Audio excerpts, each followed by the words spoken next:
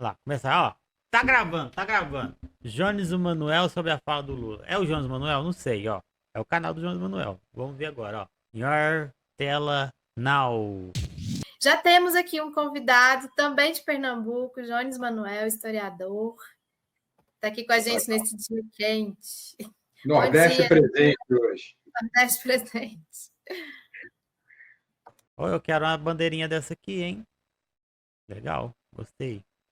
Jones, tudo bem? Eu vou começar diretamente porque geralmente eu não sou pistola, não, mas hoje eu estou muito pistola aqui no programa, diante dessa deturpação da fala do Lula, diante desse corporativismo, eu diria até sionista da mídia, da grande imprensa. Isso está me deixando muito pistola. Eu não sei como é que você está. Como é que você está vendo isso Camisa tudo? Você está dorsal. calmo? Olá, Felipe, bom dia, Ana, bom dia a todo o público da Fórum, sempre um prazer estar com vocês. Quero dizer primeiro que eu estou muito feliz, né? Porque eu acho que ontem o Lula deu um exemplo do que se espera dele, né? Do que ele poderia fazer, né? Eu acho que a declaração foi muito. Porque, assim, antes de responder diretamente a tua pergunta, Felipe, eu estava conversando agora há pouco com um amigo meu, Euclides, a gente estava fazendo uma consideração de ordem militar. O impacto mundial dessa declaração do Lula Note. tem efeitos na ofensiva que Israel está fazendo em Rafah. Então, por exemplo, nesse contexto de debate que foi aberto pela fala do presidente Lula, a capacidade política de Israel continuar no grau de barbárie que ela estava praticando em Rafah, na fronteira ali com o Egito, se complica um pouco, né? Porque a guerra não é só um cálculo técnico-militar, né? Existe sempre um cálculo político. Então, nesse momento, Israel continuar barbarizando como estava em Rafah, vai pegar muito mal para Israel, sabe? Então, assim, foi muito positivo, muito importante. Né? Porque há um elemento de cansaço, né? O que Israel vem praticando contra o povo palestino em longa duração histórica dura mais de 70 anos, só que desde a ação do Hamas, no 7 de outubro, a gente tem um processo de genocídio aberto que dura meses, e aí Ontem ele foi dominado pelo Lula do Velho Testamento. Quem que foi dominado pelo Lula do Velho Testamento? um assunto vem, vai, acaba que tem outros temas que entram em perspectiva, gera um certo cansaço, a mídia burguesa vai tirando Ao próprio. Eu acho que o Lula hoje é mais sábio do que o Lula de antigamente. Acho que o Lula de antigamente foi. Ele aprendeu o jogo dos ratos pra transar com Deus e com lobisomem, como diria o Raul Seixas, sabe? Ele tá agindo onde ele pode, ele é radical, onde ele não pode, ele não é radical. E é simples assim, sabe? Eu não acho que existe dois Lulas, não acho certo isso. É muito menos porra louca? Não. Ele é porra louca. Ele é porra louca onde ele pode ser porra louca. Onde ele não pode, ele não é porra louca. Aqui no Brasil ele não vai poder fazer esse tipo de coisa. E é isso. Aqui ele tá limitado por uma política institucional que a burguesia, se ele fala umas coisas dessa aqui perante a burguesia daqui, por exemplo, ele só vai simplesmente ter o governo dele sendo ameaçado pela burguesia. Vai gerar instabilidade. Se ele faz declaração e enfrentamento forte, tal como ele faz na geopolítica lá fora, aqui dentro, ele cria instabilidade no próprio governo, que ameaça a própria governabilidade. Então ele não pode ser a pessoa que ele quer ser aqui dentro, mas ele é quem ele quer ser lá fora. Por isso que constantemente você vê que o Lula está fazendo falas absurdamente agressivas quanto, quanto ao imperialismo, quanto os Estados Unidos e todas as sanções imperialistas em outros países, enfim, defende Venezuela, é, apoia países mais do sul global e tudo. Enquanto aqui ele não pode, cara. É só isso mesmo, sabe? Que ele não pode ser isso. Por isso que eu acho errado. Isso é um meme. Eu sei que é um meme. Mas é um meme errado. Eu acho que o Lula, ele é uma pessoa que tem os valores dele. Ele, se ele pudesse, com certeza ele ia usar esses valores aqui dentro também. Porque aqui dentro ele tem um limite. E não permite que ele seja essa pessoa que ele é na geopolítica. Constantemente na geopolítica, ele é essa pessoa. Os limites aqui impostos pela burguesia não permitem que o Lula de verdade aconteça aqui dentro do Brasil. É sobre isso. Não é sobre existir mais de um Lula. Não é isso. Eu sei que é meme, mas pra mim é um meme errado, sabe? O Lula aqui no Brasil é simplesmente o Lula lá da geopolítica que sabe que ele não pode ser o Lula da geopolítica lá fora aqui dentro. E pra mim é só isso. De cena. Então, a declaração do presidente Lula no pós-carnaval serve para reacender para o público brasileiro, mas não só, né, para o mundo inteiro, o drama do povo palestino. Então, acho que a primeira coisa, o presidente Lula está corretíssimo. Assim, tem gente fazendo considerações, e me permita aqui uma reflexão do historiador. Tem gente fazendo considerações dizendo que o Holocausto é incomparável com qualquer outra tentativa de genocídio. Veja, se a gente for fazer um debate filosófico, todo fenômeno histórico tem as suas particularidades, né? A história não é uma repetição de coisas iguais. Então, todo fenômeno histórico tem as suas particularidades, as suas singularidades, o que os torna único. Isso não impede da gente fazer comparação. Então, dando um exemplo, a Revolução Francesa não foi igual à Revolução Gloriosa, mas a gente enquadra as duas, por exemplo, como revoluções burguesas, que a despeito das suas particularidades, há processos comuns que fazem com que elas sejam Tchau, Artemis. O Yuri mandou oi. enquadradas ou vistas pela mesma categoria de revolução burguesa. É lógico que existem particularidades únicas no Holocausto contra os judeus praticados pelo nazismo que a gente não encontra em outros processos de genocídio, assim como no genocídio contra os armênios existem particularidades únicas que a gente não encontra em outros processos de genocídio, e por aí vai. Isso não impede a comparação, porque justamente a comparação significa olhar as semelhanças entre processos históricos diferentes. O sentido, inclusive, próprio, etimológico da comparação é essa. Então, assim, não há erro nenhum do presidente Lula. A mídia burguesa atua como porta-voz do eixo Israel e Estados Unidos, porque vamos sempre lembrar, né, gente? Quando a gente fala em Israel, a gente está falando dos Estados Unidos, né? O eixo Israel e Estados Unidos, aquele bandidozinho da pior qualidade, que deveria ser expulso do Brasil, aquele André Last, tá dando entrevista em Claramente um clone do Jones. Quem? todo canto, né? É a voz única da mídia burguesa. Elogiando o Lula. E eu acho que, nesse momento, é o momento de apoiar a declaração do presidente Lula, apoiar a posição. Antes de entrar aqui, eu vi que o ministro não, agora secretário Celso Amorim, deu uma declaração dizendo que o Brasil não vai pedir desculpas. Isso é importantíssimo. Verdade, esse aqui é o irmão gêmeo, que é o Manuel. O Jones ficou fora dessa. Importantíssimo, que não vai voltar atrás, que vai sustentar a posição. E eu acho que esse é o momento do Brasil, inclusive, dobrar a aposta frente à ação que Israel fez com o embaixador brasileiro, chamando o embaixador brasileiro para uma reprimenda pública. É um negócio, inclusive, que falta esclarecer. O Itamaraty permitiu o embaixador brasileiro participar daquela pataquada. Tipo, aquilo foi informado, não foi informado. Se não foi informado... Pois é, né?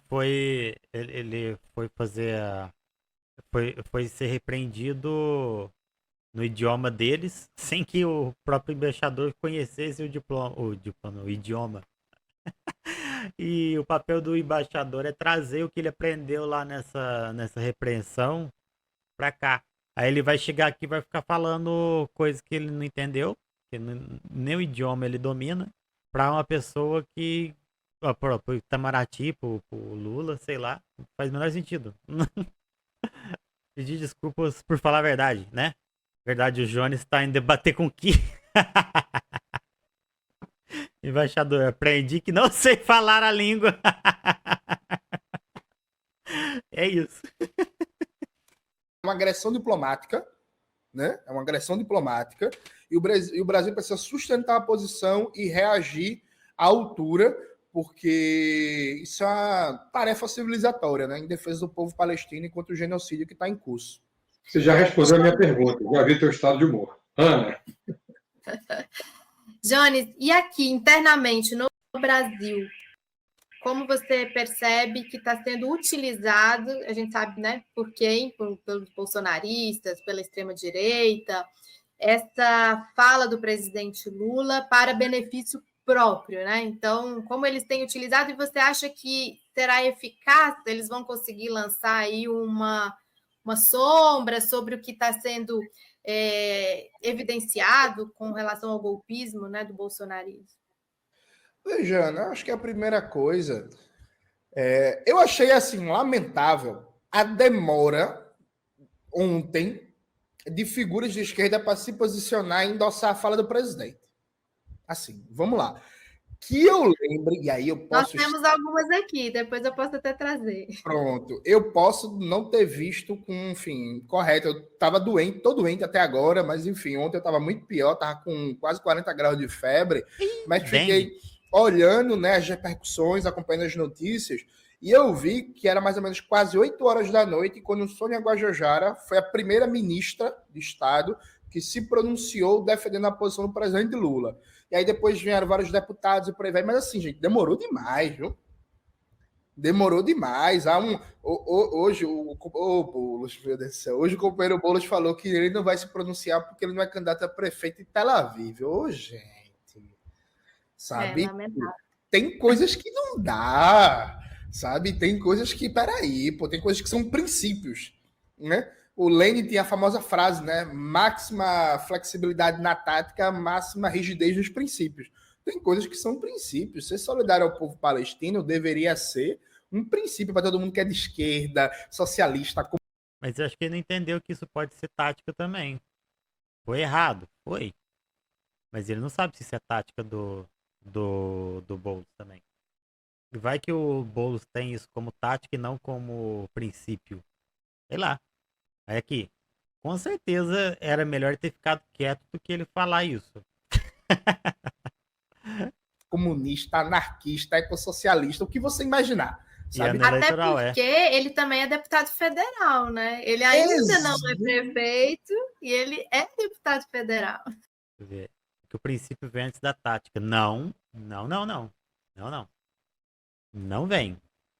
O princípio só vem antes da tática se o princípio não colidir com a tática. Ele não vem, sabe? Não vem. Tipo, quando a gente fala que os fins justificam os meios, lógico que a gente não pode levar isso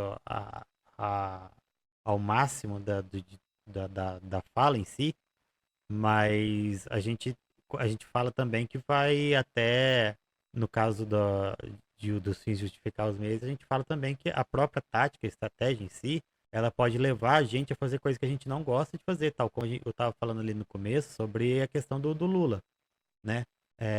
Hoje o Lula ele é obrigado por conta de um governo. Não, o Maquiavel não disse isso mesmo, não. O Maquiavel não disse, não. O Lula hoje ele é obrigado a ter um governo liberal, porque se ele não for liberal, ele simplesmente cai.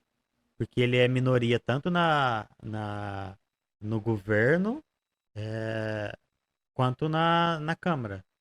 Aí quando eu falo no governo é a própria composição do governo. E a esquerda é minoria.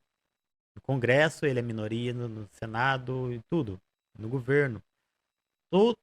Em todas as esferas, a maioria é de direita. Inclusive, os que mandam na direita institucional acabam também mandando, de certa forma, até na esquerda liberal também. Mesmo que ele queira ir contra, é difícil ir contra a burguesia e o Congresso, o governo e o Senado, sabe?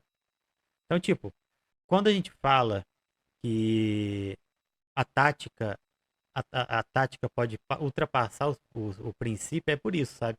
Porque às vezes a gente é obrigado. Que nem o Lula, que eu citei o Lula agora, o Lula nunca que ele ia querer fazer um outro governo liberal.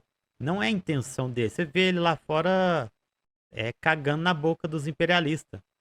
Ele só não é da forma que ele é lá fora aqui, porque aqui ele é limitado, sabe? Por isso que eu não acho que a gente tem que ficar respeitando princípio, coisa assim, porque, olha, se meu princípio diz uma coisa e eu sei que eu vou ter resultados muito positivos se eu desobedecer o meu próprio princípio lá na frente, eu mando o meu princípio pra casa do caralho. Mando, entende? Se eu desobedecendo o meu princípio vou dar vários passos em direção à revolução, então que se foda o meu princípio, saca? É mais ou menos assim. Por isso que eu falei, olha, não é legal julgar de pronto assim a fala do Boulos. Não sei quais são as intenções do Boulos. De primeiro impacto, é óbvio que não é uma fala agradável, em especial para a gente da esquerda radical. E, e eu, numa análise superficial, acabo até achando que era melhor ele não falar nada do que ele falar isso. Mas é isso que eu quis, eu já até explicar já. Ele não quer se queimar porque vai sair para prefeito. Isso. E, e já se queimou. Exatamente, sabe? Pode ser isso, mas pode ser outra coisa também. Não, exatamente. E outra coisa, tipo, Lula é cabo eleitoral dele, então ele se pronunciando ou não, isso. Sem falar no partido fardado que tá tomando conta de várias pastas ainda. Sim, tem isso também. Acho que eu já comentei em outras ocasiões aqui, né, que o Nilmário Miranda, que é um quadro histórico do PT, ele comentou comigo que um dos grandes problemas, e meio que é aliado, mas não é aliado, da burguesia, que é o próprio militarismo. O militarismo ele age, de certa forma, isolado da burguesia, só que eles são guiados pela ideologia capitalista. Então, de certa forma, eles são aliados, mesmo que pensem que não são aliados. E dessa forma, eles, além deles seguirem essa ideologia do capitalismo, eles também têm uma postura, de certa forma, até arrogante quanto ao exercício da política, sabe? Então eles o tempo inteiro estão dando pitaco, fazendo coisa errada, e o governo ele não pode destituir logo de cara todos esses militares, porque senão eles agridem a burguesia causa instabilidade no governo, e é uma bagunça, mas é assim, tem que ir de mansinho, mansinho, até dar certo, sabe? É uma bosta, mas é o que é o jogo da burguesia, não tem como ser de outro jeito, sabe? Se fizer de outro jeito, tá arriscando o governo. É isso. Isso vai como ônus ou como bônus para a campanha dele. Então, o que é isso, gente? Sabe? Enfim, tem certas coisas que indicam um caminho ruim. Então, acho que a primeira coisa é necessário ter mais firmeza, ter mais capacidade de pautar a disputa de valores e de projeto na sociedade. Porque uma coisa que a extrema-direita ganhou muito espaço foi que a extrema-direita passou a ser mais firme que as esquerdas, no geral, na disputa de valores, ao ponto quase genocida, quase não, genocida no Brasil, que os caras são negacionistas e não importa se tem a maior pandemia do século XXI, eles são negacionistas porque esse é o projeto deles. Querendo ou não, foi uma coerência, sabe, da extrema-direita. Isso é a firmeza de projeto na disputa de valores da sociedade. Então, isso é a primeira coisa. Eu acho que a gente tem que reforçar, inclusive cobrar do governo brasileiro, nesse momento, a sustentação da posição e o rompimento das relações diplomáticas com Israel, que acho que, sabe, isso já deveria ter acontecido há muito tempo.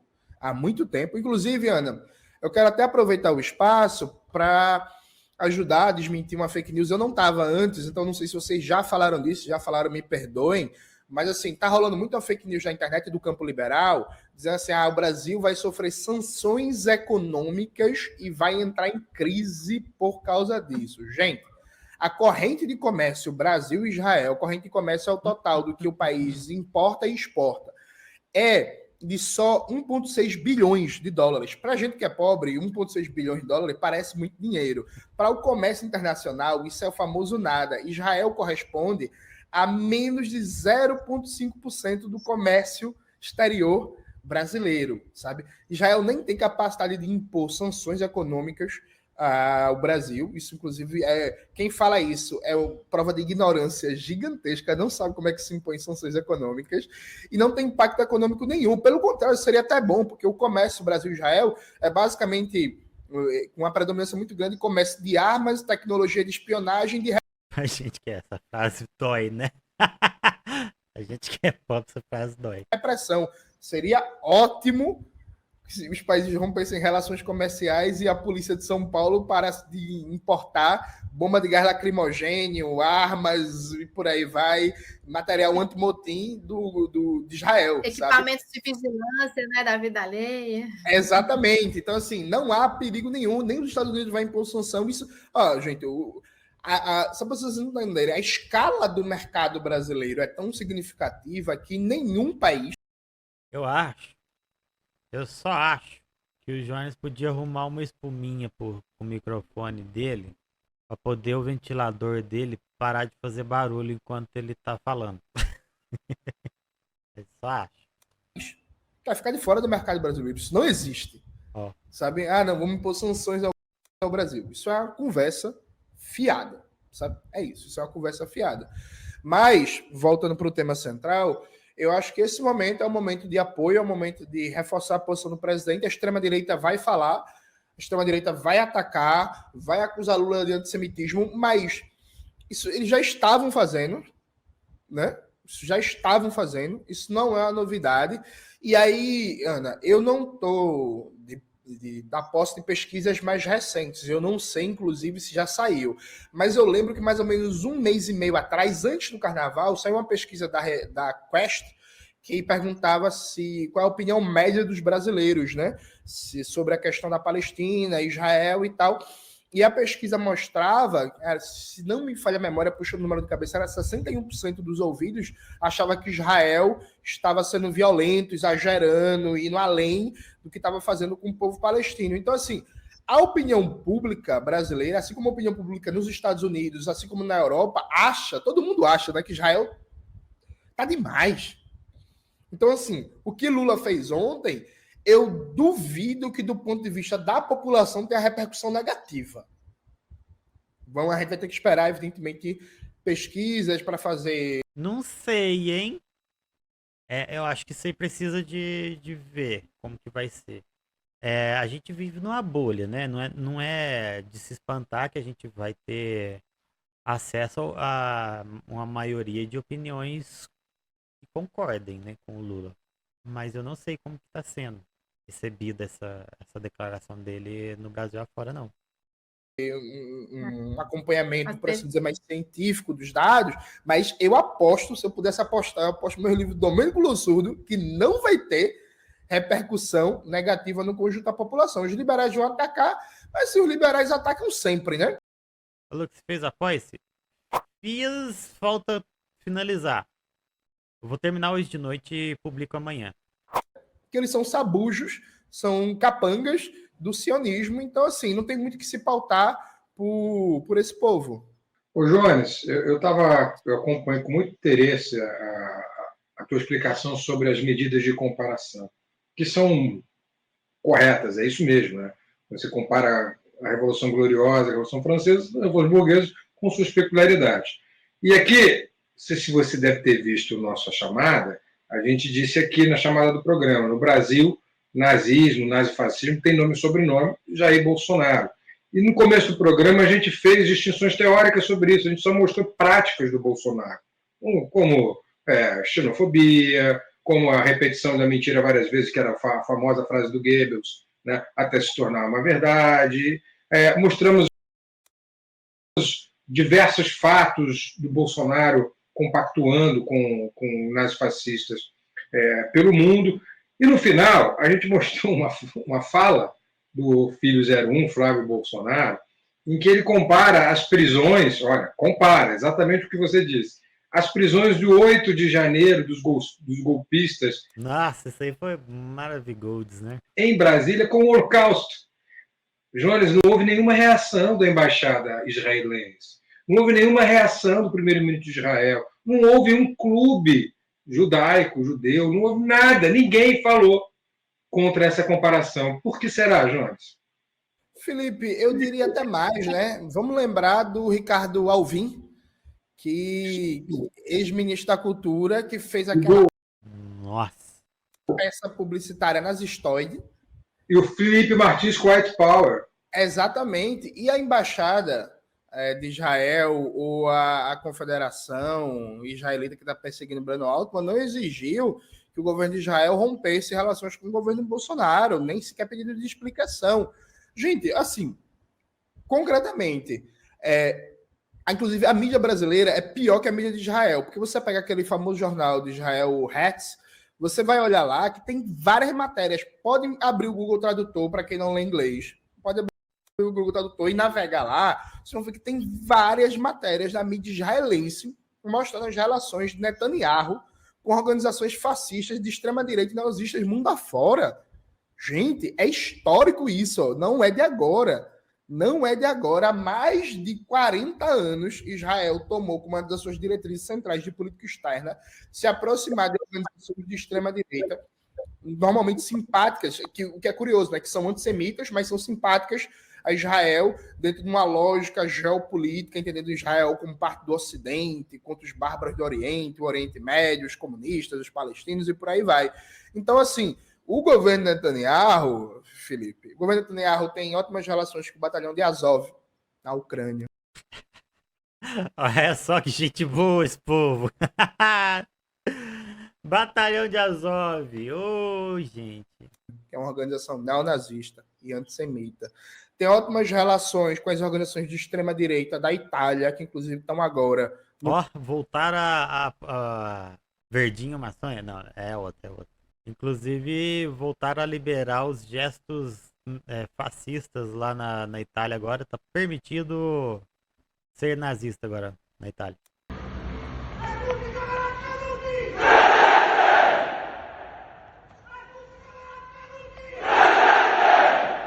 No governo, tem ótimas relações, fizeram até um tour, uma visita trocada em cada um dos países com o governo de extrema-direita da Hungria, do Viktor Orbán.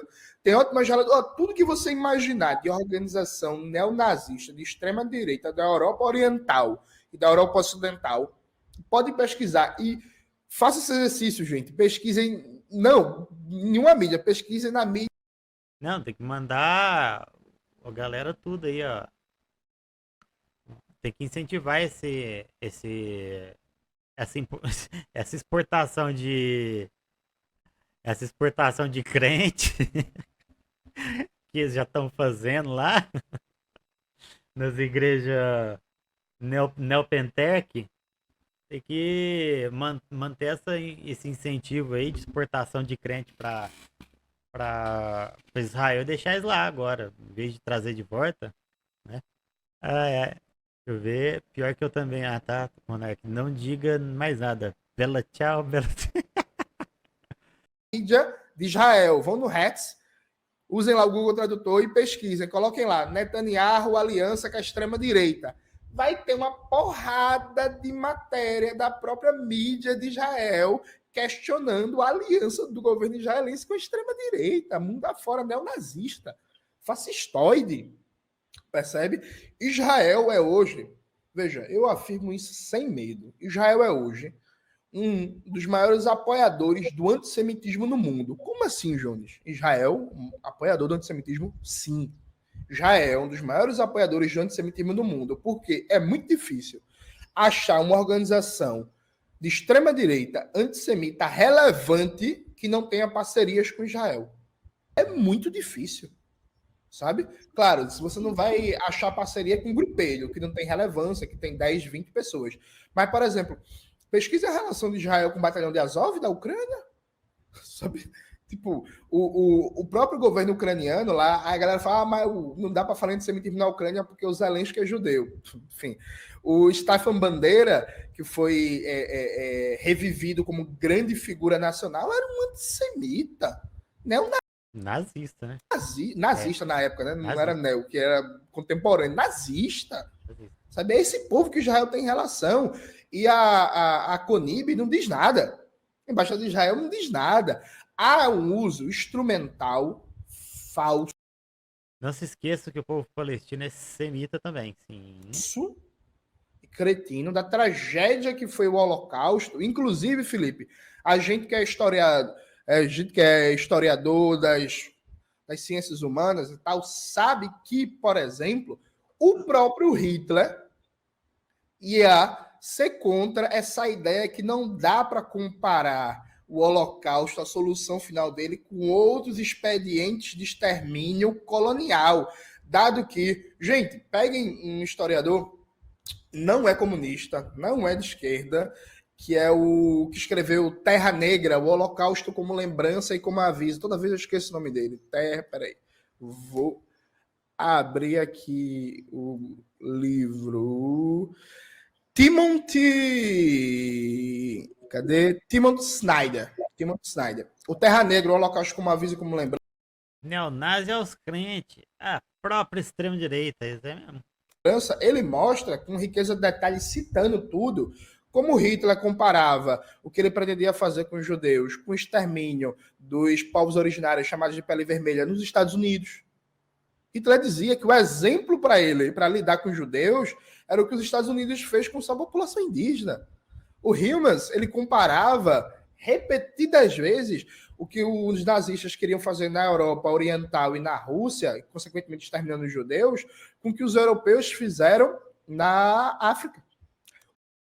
É uma coisa importante a gente te lembrar também, né, que quando a gente fala que não houve precedentes que se comparem ao nazismo de Hitler na história da humanidade, a gente está tendo apenas uma visão eurocêntrica da história e que nada mais é do que uma visão leviana, que ignora que toda exploração da própria Europa nos Países Baixos e afins não tenha se parecido minimamente com o Holocausto de Hitler.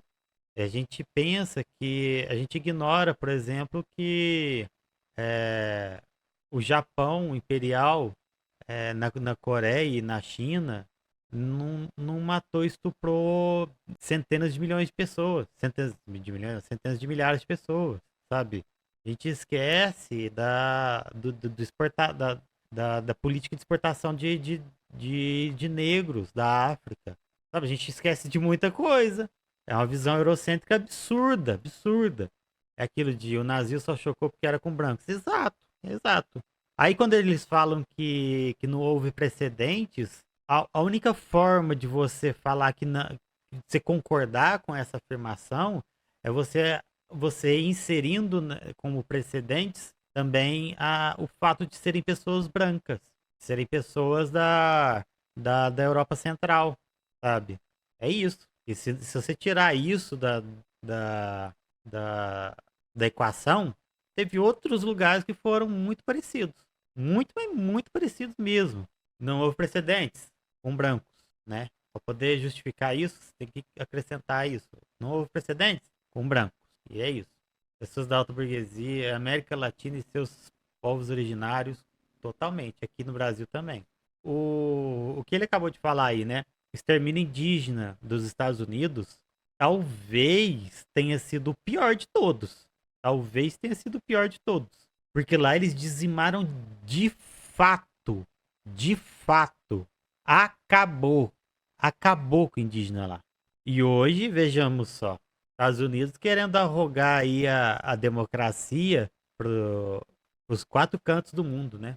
Grande democrata, esse que sujou as próprias mãos com o próprio sangue. Porque quem é de lá mesmo, quem é dos Estados Unidos mesmo, quem estava lá, os povos originários dos Estados Unidos, foi exterminado. Não sobrou uma única alma dessas pessoas.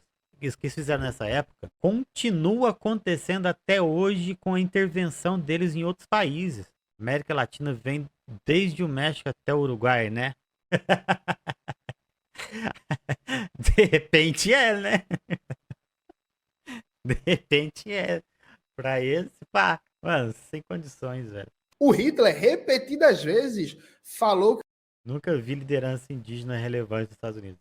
Não existe povos indígenas lá mais, né? Só um ou outro agora. O que a Alemanha precisava fazer era o que a Inglaterra fez na Índia e na China. Então, assim, há uma longa duração histórica entre a proposta genocida nazista e o colonialismo liberal imperialista, aí depois se apaga isso, aí depois se apaga que Israel, a partir do momento que é parte central do eixo imperialista, comandado pelos Estados Unidos, reatualiza várias práticas liberal imperialistas e genocidas, não só contra os palestinos, mas apoiando outros projetos neocoloniais mundo afora, aí depois se cria um discurso que é um discurso que é olhar com lupa qualquer declaração de membros do governo Lula ou da esquerda contra o Estado de Israel, ignorando as relações que o próprio governo de Israel tem com a extrema-direita neonazista mundo afora. Veja, o que fizeram com José Genuíno é uma covardia sem tamanho. Para os norte-americanos, a América Latina é só o México e o restante é a África. É mais ou menos isso mesmo. Do Marrocos, Apache. Nunca vi liderança indígena relevante. Ah, tá. Já li. Em que dia em nada. Para não conseguir exterminar os polinésios do Havaí, se pá, né? Será que eu não tenho noção disso? Aí eu deixo aqui. Pesquisem aí, ó. Pesquisa aí. Não sei. Quem que sobrou do extermínio indígena dos Estados Unidos? Pesquisa aí e coloca nos comentários, quem puder. Aquilo foi um linchamento público baseado numa mentira, porque o Genuíno, claramente, ele quis falar do boicote e sanção, que é um movimento histórico que existe contra Israel, inspirado no boicote contra o apartheid na África do Sul, que tem apoio de figuras de peso do mundo inteiro, como a professora e militante Angela Davis. E aí, naquele momento da fala da entrevista, o Genuíno quis falar boicote contra empresas sionistas, contra o sionismo, acabou saindo a boicote contra judeus. Aí, não, o Genuíno é antissemita. Peraí, gente. E assim, aí o nosso campo fica calado. Não tem solidariedade, porque esse ano tem eleição. Peraí, gente. Aí tu quer dizer que aqui em Jabotão dos Guararapes a eleição vai ser decidida por cada posição frente ao genocídio palestino? Peraí, gente. Isso é mentira, né? Vamos lá, vamos ser sinceros. Tem gente que não quer se indispor. Olha, eu acho que ele tá mais ou menos certo. O que acontece lá não é determinante na na política local das eleições locais, do município. Não é determinante, mas causa impacto. Causa impacto. Isso não tem como se negar. Vai ter um candango em algum lugar que vai falar assim, não votei por causa disso, sabe? Não é só os crentes que vão usar, tem a esquerda liberal, tem uma galera na esquerda liberal que tá de acordo com Israel, um monte de gente. Nossa, mas tem um monte de gente. É um nojo, é um nojo. Sem sombra de dúvida, muita gente da esquerda vai ser cooptada por esse discurso. Inclusive no Havaí tem todo o lance que com o gênero também, antes da chegada do homem branco, lá tinha 3 gêneros. Olha, mas ao mesmo tempo o contrário também. Que loucura, sabia disso não. Ou com as estruturas de poder burguês que estão postas e quer ter um espaçozinho, quer andar em certos salões, quer ter contatos fáceis para dar. Oi, Tabata Amaral, oi, Ciro Gomes. Pois é, essa é a galera da esquerda liberal. Se bem que a Tabata Amaral, dá pra dizer que a Tabata Amaral é a esquerda liberal? O Ciro Gomes eu ainda aceito falar que é. A Tabata Amaral, se pá nem isso, velho. Se pá nem esquerda liberal. Mas é isso. Tem alguns esquerdistas que tá com ela, então ela é só liberal mesmo, né, eu acho. Mas tem esquerdista que tá com ela, então pode-se dizer que ela tá nesse meandro aí, né? Da entrevista na Globo News e por aí vai. Ela de esquerda? Ela diz que é. Aí, mas vamos ter mais coerência, porque mudar a correlação de forças passa por isso, né, Felipe? Mudar a correlação de forças passa por a gente ser firme, ser assertivo, disputar a opinião pública, defender perspectiva, defender projeto, que é assim que a gente consegue, como diria aquele clássico bordão do movimento estudantil, trazer corações e mentes para o nosso lado, né? Eu acho que ia passar a palavra para a Ana, mas se você puder, coloca no nosso chat privado o nome do livro aí, você escreve aí que a gente vai. Vai, Ana. Eu queria trazer, o Jones citou algumas repercussões ontem,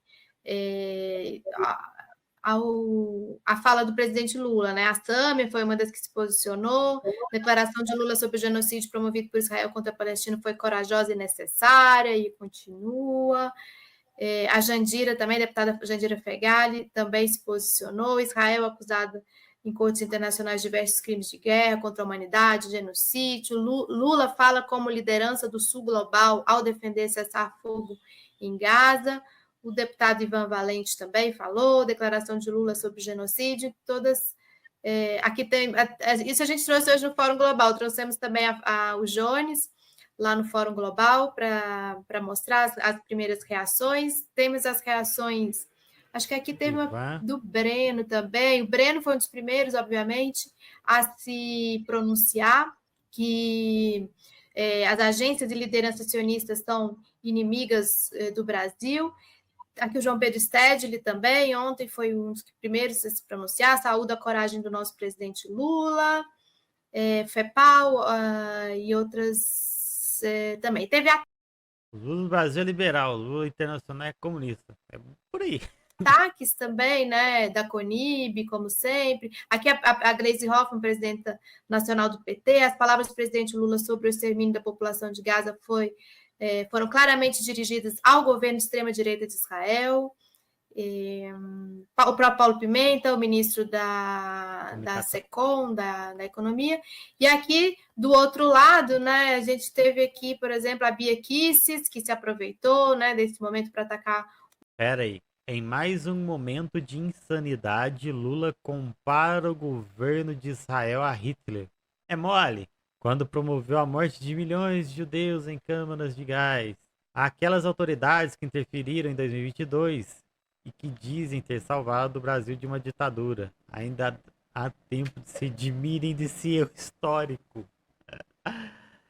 Ai, ai, ai. Meu Deus. O presidente Lula. Então, essas foram algumas das repercussões da fala do presidente Lula entre ontem. O Gimo tá de qualidade, né? Vamos falar a verdade. O Gimo, o Pedro tá se esbaldando aí. Ele é um fã de Gimo. O Gimo hoje em dia tá... Olha, qualidade braba. Bia Kicis, aquela mesma que tirou foto com a neta de um general da Dolfinho, é a própria.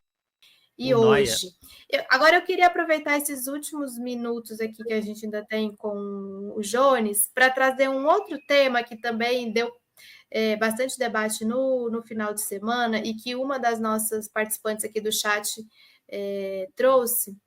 Jones, adorei sua fala, Gilmara, sobre alguns setores progressistas em relação às escolas de samba. Esse foi um debate também que aconteceu no final de semana, por conta de alguns jornalistas aqui também do campo democrático, digamos assim, atacando o Simas, né? O Luiz...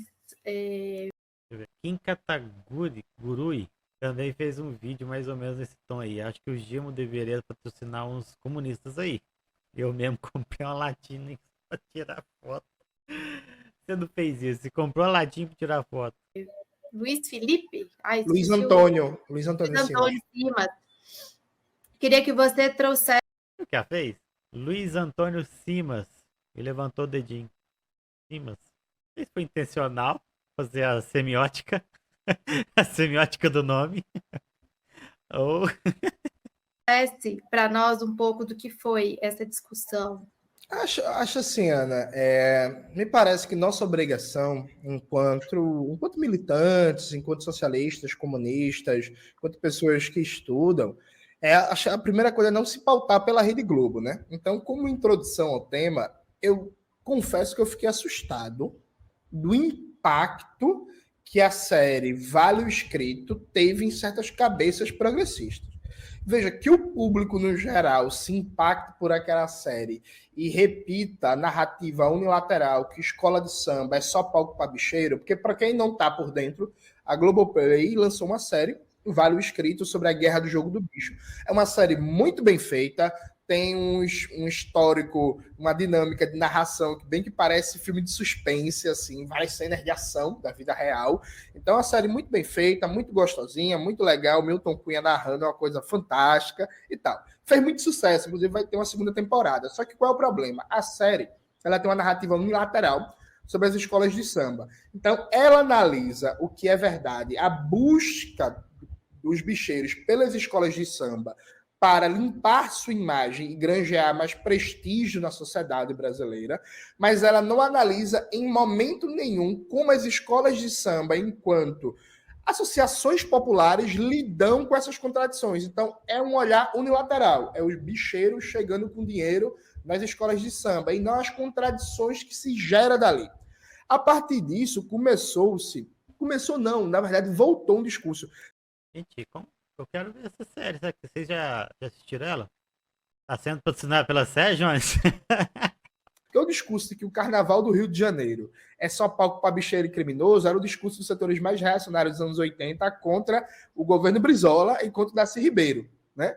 Então, Carnaval é negócio de bicheiro, e Darcy Ribeiro e Brizola têm aliança com bicheiro, e é coisa de bandido, e tudo isso é coisa de bandido. Isso era o discurso dos anos 80, né? Das forças mais reacionárias e conservadoras do Brasil. Então, voltou esse discurso. No Carnaval, aconteceu um negócio incrível, mano, uma festa de imbecilidade, assim. O Luiz Felipe Miguel, que quando não tá falando merda sobre Hannah Arendt, defendendo a porcaria daquela obra, ele resolveu Sem citar Brizola, não é, Jones? escrever um texto, Tava dando falta aqui da fala do Brizola. porque o Silvio deu uma declaração dizendo assim, gostar do Carnaval A Beija-Flor de Nilópolis homenageou Arthur Lira enquanto Maceió afunda. Não meter essa não, mano. Nossa, não tava sabendo dessa, ué. Que isso que eu não tava sabendo, moço. Tô doido. Aí é rosto mesmo. Deixa eu ver, deixa eu pesquisar aqui. Pior que é mesmo. E o pior que piorou, né? Piorou um pouco, né? Beija-Flor faleceu nesse carnaval. Meu amigo. Olha só o lixo. Recebeu 8 milhões da prefeitura de Maceió. Pra homenagear quem? Vamos voltar pro outro lá antes que eu coringa aqui. é gostar da brasilidade. O Luiz Felipe Miguel Mas quem? Lógico, escreveu né? no texto que passou o Carnaval lendo e ouvindo ópera.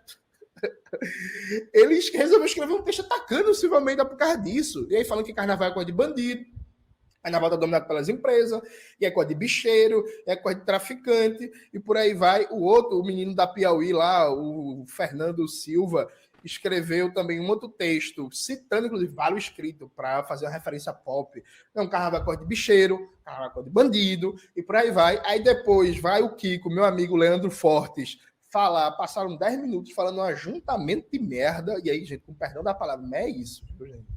Ajuntamento de merda. Ah, o Carnaval é coisa de bandido, Carnaval é Isso a Globo não mostra, não mostra. coisa de bicheiro, e as milícia. Então, assim, se criou uma narrativa com eco em vários setores do campo progressista que o Carnaval do Rio de Janeiro, preste atenção, viu, gente? É isso mesmo. Veja uma festa com 100 anos por baixo. O Carnaval do Rio de Janeiro é um negócio que é comandado por bicheiro, traficante e milícia. Veja, vocês estão criminalizando nas maiores festas populares do Brasil, quiçá a maior. Vocês estão criminalizando uma das experiências históricas associativas mais longevas da classe trabalhadora, que é as escolas de samba. E eu até fiz um exercício, Ana, que é dizer assim, meu irmão, Crivella concordaria ou não com esse discurso? Crivella concordaria. Marcelo Crivella, ex-prefeito do Rio de Janeiro, que tentou acabar com o carnaval, ele concordaria de alto a baixo. É isso mesmo. Carnaval é coisa de bandido, de bicheiro, de miliciano e tal, e tem que proibir. Sabe? O bolsonarismo concordaria com isso. O Brasil para. Não participo do carnaval e tal, mas passaram o carnaval lendo, escutando ópera, maluquinho. Mano, que isso? Tem que ler e escutar ópera enquanto tá tendo o carnaval, pô. Paralelo, aquela empresa de extrema-direita que difunde discursos fascistoides, ele lançou. Deixa eu ver, mas é coisa de miliciano mesmo. A prefeitura dá verba para as escolas de samba. Mas não é, né? Sabe o que é o negócio? É que eles generalizam como se tudo fosse só milícia, como se tudo fosse só coisa. E isso tem. Não, é pior que tem fundo de verdade nisso. E isso não é escondido, sabe? O foda é que gera um bafafá muito desgraçado, isso, né? A festa ainda é sim popular, então, ainda é popular e tal. Só porque o carnaval homenageiam os afrodescendentes, o samba mais o capoeira. Ah, tá, sim. Quem pula é o povo, sim. Mas é aquele negócio, sempre tem umas cabeças. Mas aí que tá, né? Você vai fazer essas comparações, esse número vai ser hipócrita. Que aí lá, vamos fazer o seguinte, não vamos no carnaval não, mas a gente vai financiar, sei lá, festa do rodeio de Barretos. Nem sei se ainda existe. Mas é só as mega empresas que é tudo capitalista pra porra que tá em cima. Não vou no carnaval, mas vou no Rock in Rio. Também é só mega empresa capitalista safado que tem. Futebol, vamos não vou no carnaval não, mas vou no futebol. Então, carnaval, o futebol também, só empresa capitalista safada também que vai ter. E é isso, cara, pra todo lado que você vai, é só um bando de capitalista safado que não vale o almoço que comeu no dia. E você vai deixar de frequentar uma festa popular por causa disso? Não é motivo, sabe? Quer ver patrocinar o axé? E tem patrocínio de axé. Todos os estilos musicais têm seus mainstream, né, que chama. Todo estilo musical tem seu mainstream. Que nem já teve o El Chan, teve, sei lá, tem vários aí, né? Mas tem todo grupo. Exu, tá, Exu aí já eu não sei, hein? Aí o Exu já não sei. Mas deve que tem também.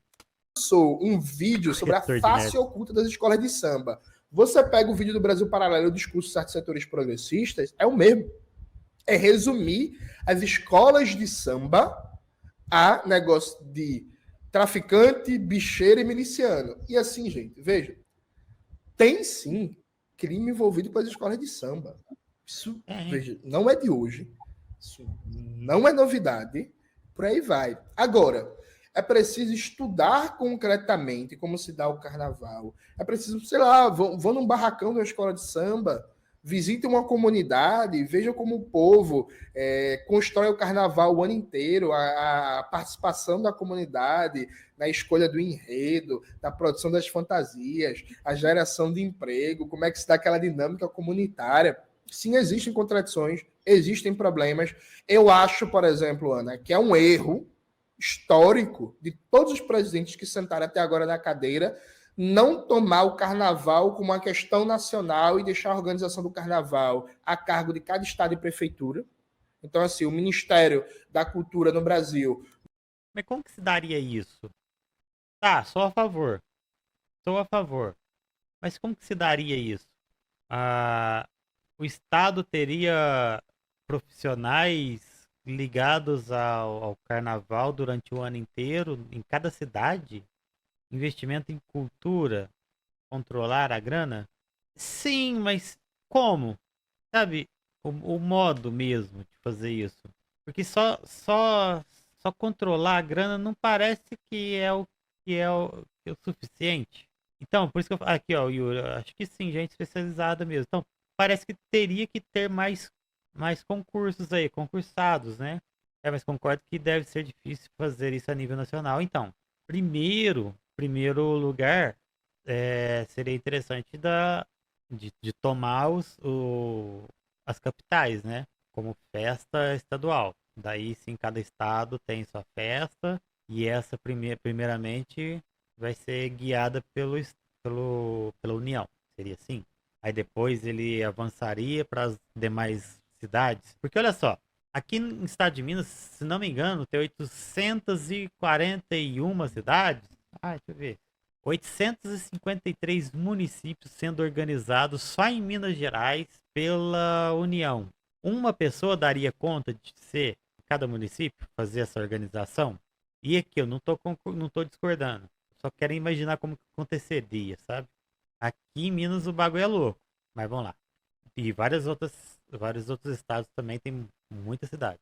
nunca teve uma política planejada e direcionada como deveria para o carnaval do Brasil, então fica muito a cargo de cada governo do estado e cada prefeitura. Se o governo do estado fizer um negócio mais ou menos ajeitadinho, o negócio anda, se não fizer, não anda, o que gera vários problemas. Por exemplo, esse ano em Campina Grande, a prefeitura, Campina Grande da Paraíba, a prefeitura queria proibir o carnaval, sabe? Porque fica muito frouxo, muito a cargo de cada município. Eu acho que o olhar deveria ser diferente. Eu não acho que é só questão, não é só prerrogativa da prefeitura e do governo do estado, por exemplo, negociar os direitos da transmissão dos desfiles da escola de samba, deixando a cargo da Rede Globo.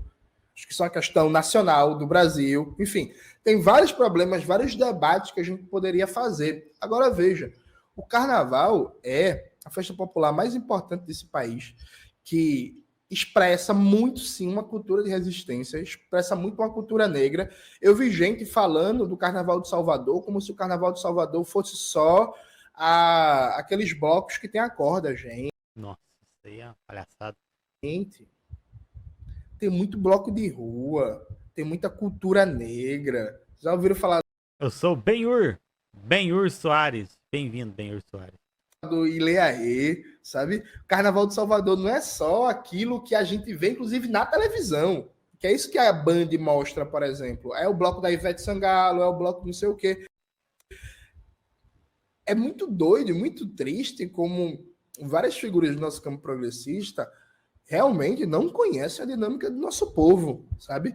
Estão prontos a condenar de maneira elitista todas as contradições. E aí, concluindo a reflexão, eu acho que é por isso que o Simas despertou tanta raiva nesse carnaval. Porque o Simas é um historiador muito fino, muito qualificado, alguém muito bom teoricamente, que faz uma história desde o de baixo, lembrando muito a perspectiva defendida pelo Edward Thompson. E o Simas, ele busca perceber uma coisa. Ele busca olhar os circuitos de relações sociais construídas a partir da cultura popular e do carnaval que não são comandados pela institucionalidade do momento e pelas grandes empresas capitalistas. Ou seja, dentro dessa constante disputa do que é o sentido do carnaval, dentro da busca de se apropriar cada vez mais da festa e fazer só um espaço de lucro, ou do poder burguês do momento, tentar normatizar totalmente a festa, que circuitos de relações sociais surgem de baixo para cima, dando sentido ao carnaval. Ou seja, o Simas está atento à produção de sentido da nossa classe trabalhadora, que acontece, que tem contradições e que tem problemas, porque é isso, estamos numa sociedade capitalista, né? Com todas as contradições e problemas que estão colocadas. Mas assim... E contradições, eu quero deixar um recado que parece que é meio que fetichizado e romantizado pelo nosso campo. É natural que dentro do capitalismo haja muitas contradições. Muitas mesmo. Só que quando a gente faz a transição para o socialismo, elas não cessam. Querendo ou não, muitas coisas do próprio capitalismo são mantidas no socialismo por necessidade. Aí pode ser... Aí cada país tem a sua forma de gerar um socialismo. Mas, por exemplo, pode ser que alguma parte da economia se mantenha com estruturas capitalistas, com hierarquias capitalistas. Pode ser que prefeituras se mantenham nos moldes capitalistas. Pode ser que algumas coisas se mantenham nos moldes capitalistas. É natural isso. E tanto é falado no Estado da Revolução do Lenin, né? Que ele trata muito disso, sobre a questão da permanência de certa ala do capitalismo dentro do socialismo, que o próprio... que ele faz uma acordância com Marx, que a necessidade de se fazer uma superação do socialismo é também por conta das contradições deixadas pela superação do capitalismo e que isso só vai cessar de certa forma e também não de imediato quando houver a extinção das classes, coisa que não acontece quando a gente faz um socialismo. E é normal também a gente pensar que no socialismo a luta de classes acaba, né? Só que não. Eu não sei o que vocês entendem pelo socialismo, mas dentro do socialismo ainda vai ter a luta de classes dos burocratas com o proletariado. Ou seja, as pessoas que estão no poder, as pessoas que estão exercendo cargos de burocracia, também têm poder sobre outras pessoas, no caso, o próprio proletariado. E já especula-se também, Marx já previa, que isso também geraria lutas de classe. Não é tão constante quanto a luta de classes do capitalismo, mas, né, se mantém. Por isso não podemos perder o horizonte revolucionário. Exatamente, meu querido. Vou continuar aqui. O carnaval continua sendo um espaço de resistência, de cultura negra, de contestação e de organização popular e de mostrar a brasilidade do nosso povo. E é por isso que é muito mal falado pela burguesia e pela pequena burguesia. Negro não é bem visto, bem quisto pela sociedade. A gente sabe muito bem disso. Por mais que possa haver, sim, uma maioria não negra dentro do carnaval, não sei se é a maioria, mas a cultura do carnaval reflete a cultura negra.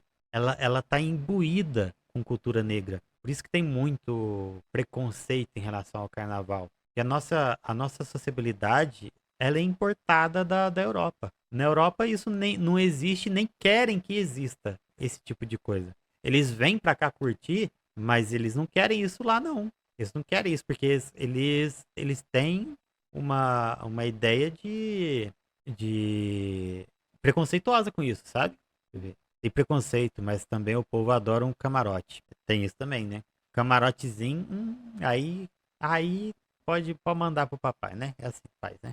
Então, enfim, eu acho lamentável. Eu quero deixar, inclusive, uma recomendação para todo mundo que leia o Simas, que é um historiador muito bom, é alguém muito qualificado, é alguém, inclusive, muito acessível, que você acha tranquilamente num barzinho do Rio de Janeiro, na Lapa, no Chimeninho, no Amarelinho, e dá para tomar uma cerveja e conversar com ele, e que vale a pena para a gente pensar o sentido do Enfim, hipotermia.